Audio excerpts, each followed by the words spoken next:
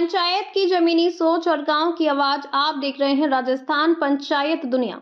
ग्राम पंचायत पवालिया पंचायत समिति संगानेर जिला जयपुर से हमारी खास मुलाकात रही समाज सेवी नवरत्न बेरवा से। बातचीत के दौरान नवरत्न बेरवा ने कहा कि मिशन 2026 में युवाओं के साथ साथ गांव के अनुभवी बुजुर्गों की भूमिका भी बेहद जरूरी है। उन्होंने शिक्षा को गांव के भविष्य की नींव बताते हुए पढ़ाई का बेहतर माहौल, अध्ययन से जुड़ी सुविधाएं और समाज के हर वर्ग को साथ लेकर चलने की सोच साझा की। महिलाओं की आत्मनिर्भरता और बुजुर्गों को सुविधा मिले, इस पर भी उन्होंने संवेदनशील नजरिया रखा।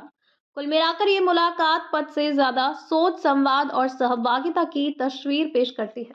नमस्कार, आप देख रहे हो राजस्थान पंचायती दुनिया में, आपके साथ में वीर सिंह। आज की खास मुलाकात के अंदर मेरे साथ खास मेहमान जुड़े हुए हैं जो ग्राम पंचायत के अंदर युवा प्रत्याशी के रूप में उभर के सामने आ रहे हैं। जब ग्राम पंचायत पवालिया के अंदर हम पहुंचते हैं तो यहाँ के युवा साथी, बड़े बुजुर्गों का कहना है कि नवरत्न जी बेरवा इस बार मिशन 2026 में हम उनका भी चेहरा देखना चाहते हैं। नवरत्न जी खास मुलाकात के अंदर खास मेहमान है नवरत्न जी बेरवा। इनसे जानेंगे ग्राम पंचायत के प्रति ये क्या मुद्दे हैं इनके, और आने वाले टाइम में जनता मिशन 2026 में इनको अगर चुनावी मैदान के अंदर मौका देती है या मिशन 2026 में सरपंच पद का ताज पहनाती है तो इनके ग्राम पंचायत के प्रति क्या विकास कार्य रहेंगे, क्या सोचते हैं ये। पहले तो नवरत्न जी आपको बहुत बहुत स्वागत है, आप पहली बार हमारे साथ जुड़े हैं। जी, आपका भी बहुत बहुत धन्यवाद। जी शुक्रिया सर। सर सबसे पहले तो ग्राम पंचायत की जो पवालिया की जनता है वो जानना चाहेगी नवरत्न जी का राजनीतिक का परिचय। नवरत्न जी की राजनीति की शुरुआत कहाँ से होती है? सबसे पहले मेरे जो युवा साथी है उनको नमस्कार। मेरे माता पिता तुल्य जो बड़े बुजुर्ग हैं उनको मेरा प्रणाम। मेरा राजनीति का जो रुझान है वो पिछले 10 साल से है।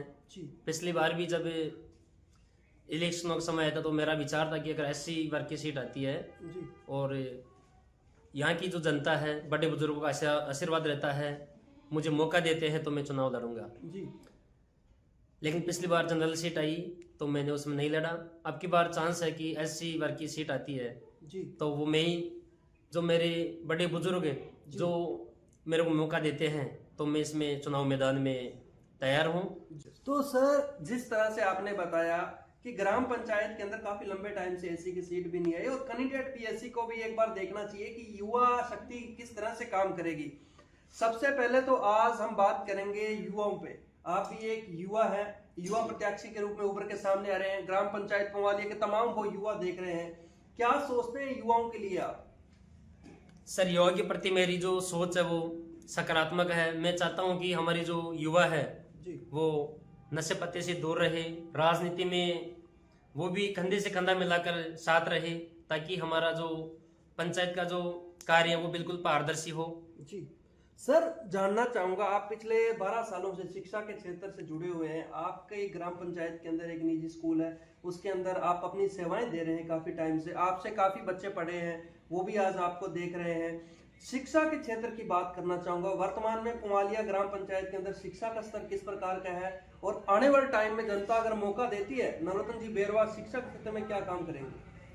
सर शिक्षा के प्रति मेरा जो सबसे पहला प्रयास है वो यही रहेगा कि आज के जो बालक बालिकाएं हैं, आज कहीं ना कहीं हमें लगता है कि शिक्षा से कुछ उनका रुझान वो कम होता जा रहा है। तो हमारा पहला प्रयास यही रहेगा कि शिक्षा के प्रति जो बालक बालिकाएं हैं उनका रुझान बढ़े, शिक्षा में वो अग्रणी रहे और हमारे क्षेत्र का नाम रोशन करे। जैसे हमारे बाबा साहब भीमराव अम्बेडकर साहब है, वो भी ये कहते थे कि शिक्षा वो शेरनी का दूध है, जो पिएगा वो दाढ़ेगा।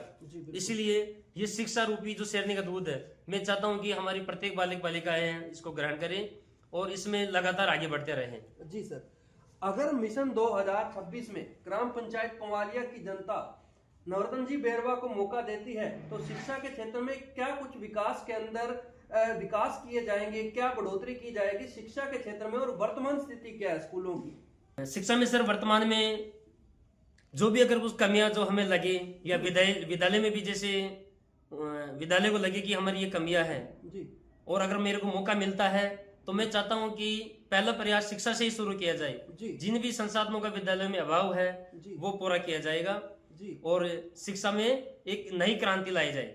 जी, एक आपने ऑफ कैमरे के अंदर भी बताया कि मेरी ग्राम पंचायत में टोटल काम पारदर्शी तरीके के साथ में होगा। आज ग्राम पंचायत की जनता भी जानना चाहेगी किस तरह से पारदर्शिता रखी जाएगी। पारदर्शी का मतलब यह है सर कि जो भी कार्य होगा जी जितना बजट आ रहा है कितना खर्च हो रहा है वो प्रत्येक नागरिक के सामने हो जी और यही अपना प्रयास रहेगा। किसी प्रकार का कोई करप्शन नहीं हो, जो भी कार्य हो वो सभी आम लोगों के बीच, आम सभा के बीच हो। मिशन 2026 के अंदर और भी तमाम वो मुद्दे मसले हैं जिसके ऊपर हम बात करेंगे। जिस तरह से काफी बार देखा जाता है कि जो युवा सरपंच होते हैं उसके पास बड़े बुजुर्ग अगर काम करवाने के लिए जाते हैं तो या तो किसी युवा की सिफारिश लेके जाएंगे या किसी बड़े बुजुर्ग की सिफारिश करवा के जाएंगे कि हमें नवरत्न जी से काम करवाना है। तो नवरत्न जी क्या सोचते हैं, इसके लिए सिफारिशों से काम होगा या नहीं होगा? नहीं सर, ये तो सर मेरी सोच ही बिल्कुल अलग है जी। देखो मैं शुरू से शिक्षा से जुड़ा हूँ लगभग 2013 से जी। तो मेरी ये सोच है कि ऐसी कोई सिफारिश की आवश्यकता नहीं पड़ी। जी। जो भी कार्य हो जी।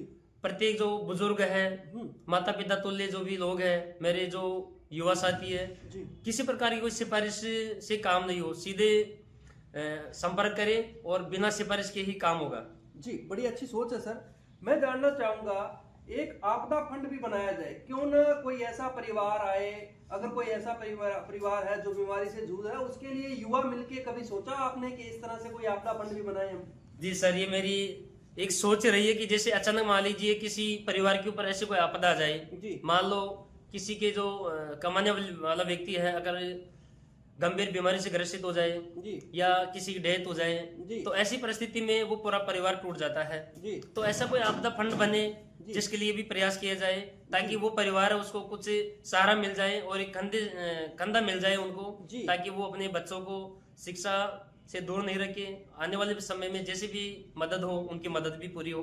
जी बेरवा साहब, हम जानना चाहेंगे ग्राम पंचायत के अंदर युवाओं की बात की, अपने बच्चियों की बात की, माताएं बहनें भी आज आपको देख रही है आपकी ग्राम पंचायत के अंदर। माताओं बहनों के लिए क्या सोचते हैं मिशन 2026 में अगर मौका मिलता है तो उनके लिए क्या कुछ संसाधन लेके आ जाएंगे, क्या विकास कार्य रहेंगे उनके लिए? सर आज भी हम देखते हैं ग्रामीण क्षेत्रों में जो माताएं बहनें हैं आज भी वो किसी प्रकार से देखा जाए तो अधिकतर आत्मनिर्भर नहीं है। तो पहला प्रयास अपना ये भी रहे कि कुछ ऐसे उद्यम स्थापित किए जाए जिनके माध्यम से वो स्वरोजगार के लिए प्रयास कर सके और आर्थिक रूप से भी कुछ आत्मनिर्भर बने। जी तो सर ग्राम पंचायत के अंदर नरेगा जैसी योजना के अंदर वर्तमान में कितना लाभ मिल पा रहा है?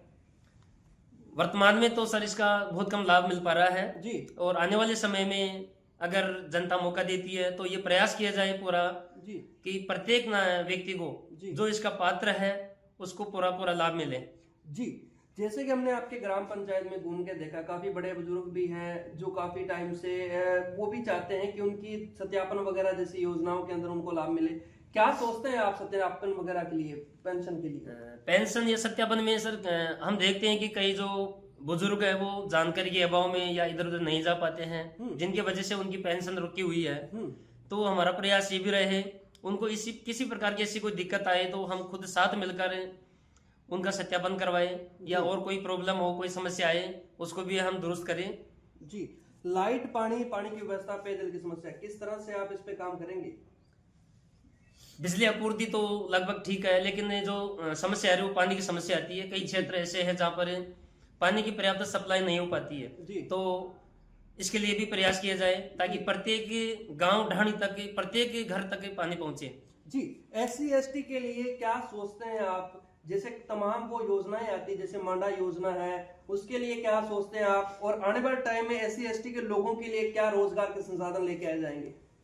आज सर हम देखते हैं कि अधिकतर कई योजनाएं ऐसी आती है जिनका आम लोगों को पता ही भी नहीं रह पाता है जी। तो ऐसी कोई सरकारी जो भी योजनाएं आती है, कोई फंड हो तो उनका डिजिटल रूप, आज हमारे पास जो डिजिटल युग है इनके माध्यम से प्रचार प्रसार करके आम लोगों तक, आम युवाओं तक वो जानकारी पहुंचाए ताकि उसका वो सब लाभ ले सके। जी नव वर्ष भी आ रहा है, गणतंत्रता दिवस भी आ रहा है, देशवासियों को, पंचायत वासियों को, ग्राम पंचायत पवालिया वासियों को क्या संदेश देना चाहेंगे आप?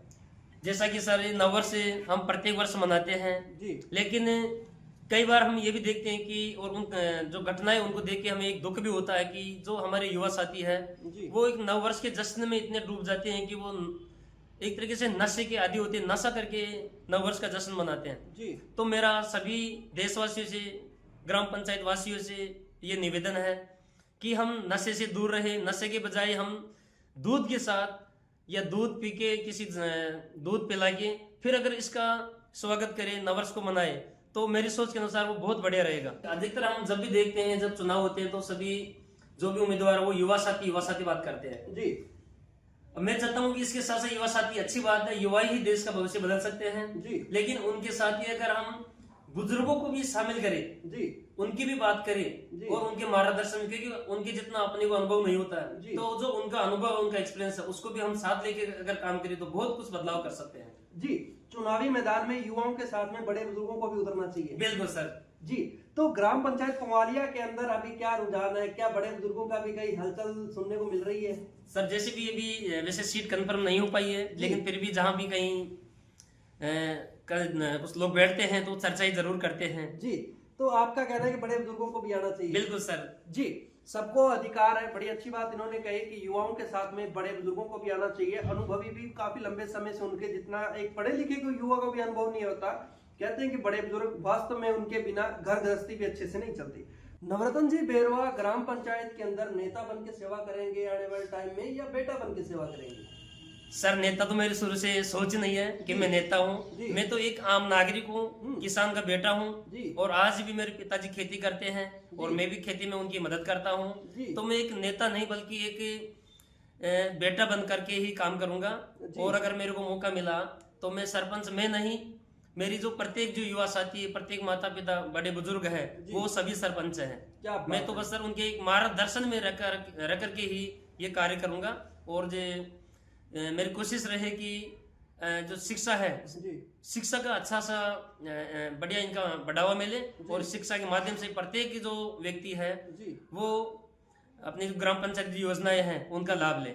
जी, गौशाला के बारे में क्या सोचते हैं? देखा जाता है कि ग्राम पंचायत में आवारा पशु भी काफी हैं, जो एक्सीडेंट है उनके भी ज्यादा चांस रहते हैं, किसानों को भी काफी ज्यादा नुकसान पहुंचता है। इसके बारे में क्या सोचते हैं नवरत्न बेरवा? आज सर हम देख रहे हैं कि अधिकतर जो गाय है वो आवारा पशु के रूप में ऐसे घूमते रहते हैं।